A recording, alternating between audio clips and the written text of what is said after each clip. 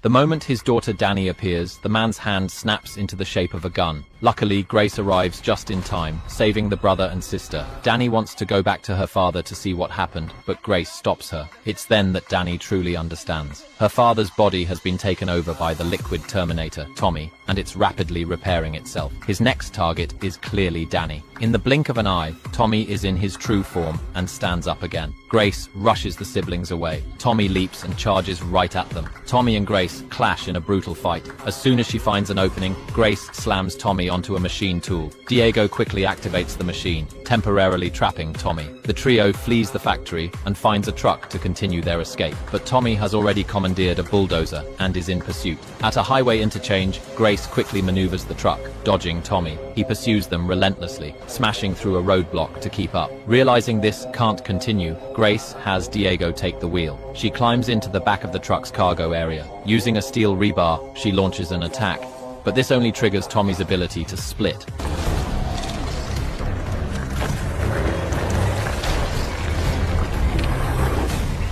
He lifts a steel bar and rams it through the truck's cab. He then leaps onto the side of the truck, puncturing a tire. Suddenly, a metal plate on the cargo bed breaks loose.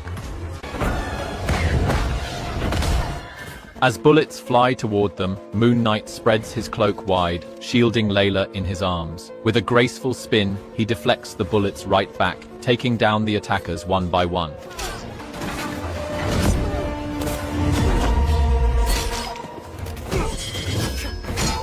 Just as Moon Knight prepares to finish them off, his alter ego suddenly takes control. That brief hesitation gives the enemies a chance. A cavalry unit charges in, striking him down hard. Forced to switch personalities again, he tries to regain control, but the soldiers pin him to the ground. At his breaking point, he sees Layla in danger from afar. Without a second thought, Moon Knight unleashes his full strength, eliminating every last threat around him.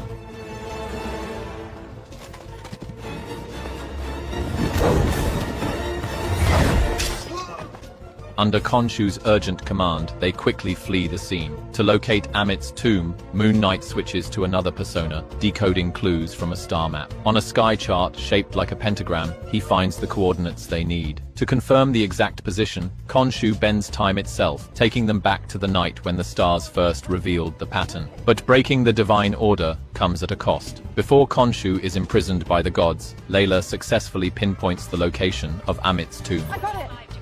The man's body was suddenly covered in a black liquid. It hardened quickly, forming a full spacesuit around him. At that moment, his pod was ejected from the main ship, but the helmet hadn't finished forming. Andy looked up in panic, just in time to see the mothership crash into a planet. The emergency system triggered, firing dozens of pods into space. Many were destroyed instantly. Only a few survivors were thrown toward a strange new world. His pod plummeted, and without a helmet, Andy was close to suffocating from the pressure. At the last second, the pod's system reactivated. The helmet sealed into place, allowing him to breathe again. The pod kept falling, its shell heating up from re-entry. Other pods around him exploded one by one. By sheer luck, his craft broke through the atmosphere. The extreme cold of the planet stabilized his suit, keeping his body intact. But fuel was nearly gone. His pod spiraled out of control and slammed into the surface. Andy survived the impact. Just as he was about to get up to check on the situation, the cabin flipped over and fell into a deep pit. The suit tore open, oxygen leaking fast. He patched the hole with sealant, only to realize his supply was almost empty.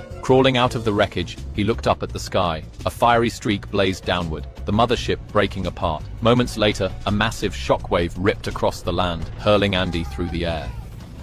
The woman had found a way to live forever. Lasers scanned her body and Elizabeth was wrapped in a nanofilm, her body entering a deep sleep mode. But unexpectedly, the sleep pod malfunctioned. She woke up gasping for air, struggling with all her strength to breathe, breaking free from the nanofilm. Elizabeth realized she was still connected to the machine, a consciousness extractor strapped to her head. The lights on the pod slowly turned on, and the screen displayed an AI named Milo. It indicated that there is only 35% oxygen left in the cabin. Worse, Elizabeth had lost her memory. She didn't even remember who she was. Images of the hospital flashed before her eyes, and she desperately tried to call for help, while the oxygen kept dropping. She asked Milo to open the pod, but it required an admin password, and she knew nothing. She had Milo try contacting the police, reporting the pod's brand and serial number, but they said the device had been destroyed 3 years ago. Elizabeth collapsed in despair. The AI extended a mechanical arm to calm her down. Elizabeth grabbed it and tore the device from her head. She tried to pry open the pod, but accidentally triggered the safety system. An electric shock hit her. Oxygen was now at just 20%. A stranger called, warning her that she was in danger. Seeing that she trusted no one, the caller gave her the admin password but warned her never to open the pod. Elizabeth ignored the warning. She tried to unlock the pod immediately. In the next second, her body suddenly began to float. It was then she realized she wasn't on Earth, she was in space.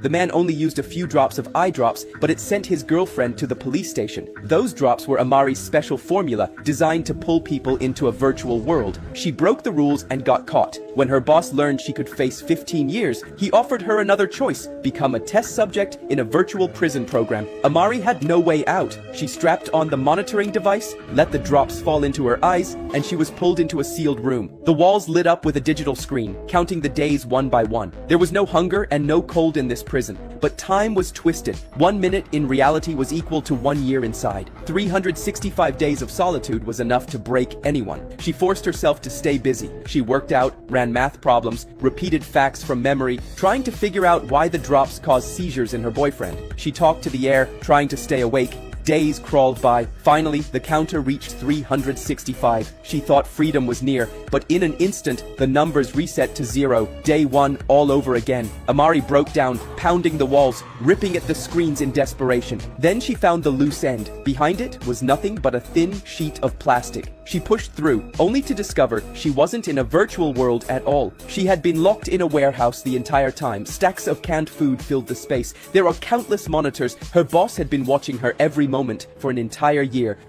Deadpool found himself cornered, fleeing in his spaceship just as it was about to be shot down. In a desperate move, he slammed open a time portal and shot straight through. Time rewound. Young Deadpool wandered alone in the forest, tiny sparks floating through the air, and a mysterious gap appeared above the trees. He quickly ran home with his dog, but heard strange noises from the warehouse. The dog dashed in without hesitation, and young Deadpool followed. He pushed the door open and saw a wounded Adam sitting inside. He demanded to know who Adam was, but Adam only asked how old he was. When he learned the boy was 12, Adam realized the timeline had shifted. Young Adam, however, had no idea, only puzzled by how close the dog was to this man. Then he noticed Adam's actions, closing the fridge exactly like him, knowing the bedroom light without looking, even finding disinfectants instantly. They even scolded the dog in sync.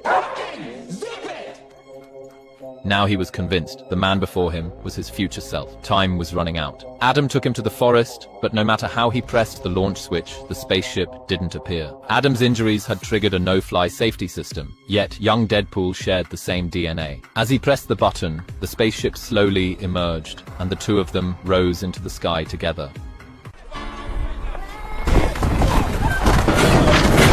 Houses are being ripped apart. Police officers work hard to push the crowd back, but curious people still stay to watch. The ground cracks even faster. A huge church is torn open. Pieces of the building fall into the deep hole. The ground moves up and down like it is breathing. Then it suddenly drops. Something looks like it is about to burst out of the earth. A car falls into the deep pit by accident, but a strange force shoots it back out. Next, a monster slowly rises from the deep hole. Everyone runs away in fear. When the smoke clears, Ray can finally see it clearly. It is a giant steel octopus monster with 3 legs. Smart people quickly run away, but some brave people still take out their cameras to film. Anything touched by the monster's laser instantly turns to ash. Ray runs home as fast as he can. He is shocked and scared when he gets there, but he quickly packs bags and takes his children to leave. Ray goes to his friend's car repair shop. He finds his car, which was just fixed, and gets ready to drive off. His friend comes over to say hello. Ray does not have time to explain much. He tells his friend to get in the car fast, but his friend looks confused. Ray sees a flash of fire down the street behind the car. He slams the door shut. He drives away past his friend. The next second, a laser beam attacks. Can Ray and his family successfully escape? Hector is trapped in a time loop, and with every loop, he is hunted by a man whose head is wrapped in bandages. Hector is terrified. He turns and runs. His path is blocked by a barbed wire fence. He climbs over it and finds an abandoned villa. He breaks in, first tending to his wounds, Then he notices the house is filled with various scientific instruments. He picks up a walkie-talkie and tries to call for help. The person on the other end only warns him that the bandaged man is at the door, telling Hector to run. The voice tells him the location of a lab at the top of the mountain. Hector races to the lab and finds the scientist he spoke with. In the room, there is a large white tank. Seeing the bandaged man about to catch up, the scientist suggests they both hide inside the tank. Hector hesitates, but the bandaged man appears at the window. Hector gives in and insists the scientist join him, but the scientist pretends not to hear.